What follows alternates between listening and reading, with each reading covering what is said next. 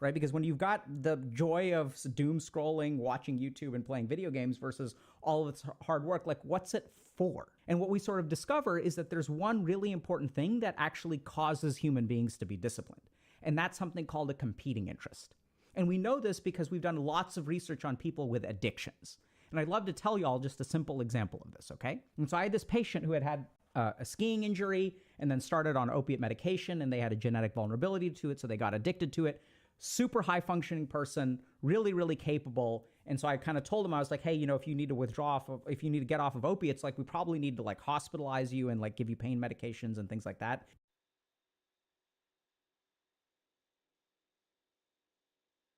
Situation where they couldn't afford to do that. If people found out that they were getting substance use treatment, their job would have all kinds of problems and stuff. So they're like, you know what, I'm going to do it cold turkey. I'm going to do it home.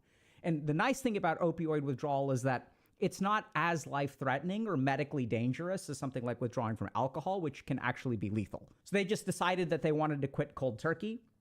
And it was one of the most painful experiences of their life. And so if you kind of think about it, how is a human being able to do that? So if you think about the discipline that's required to withdraw off of opiates cold turkey or quit smoking or all these other kinds of things, right? Because if you think about all that stuff, all these addictive substances, what do? They increase our enjoyment, right? They give us dopamine, they give us all this stuff.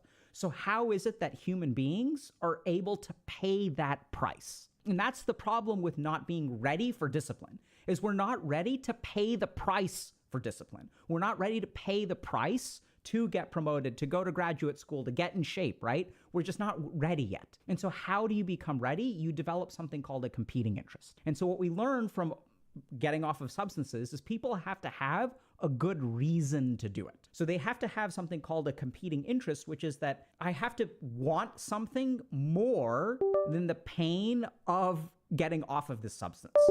And so in your life, if you're not ready for discipline, what you really need to figure out is what is worth the pain to you, right? And this is where we fall into another trap. This is why this problem is so common right now, because right now, where do our wants come from? Our wants and our desires come from the outside. And if you're someone who's struggling to get disciplined because you're not ready, or you do it like kind of half-heartedly and then you give up, where is your desire for discipline coming from? Is it coming from in here, or is it coming from societal expectations?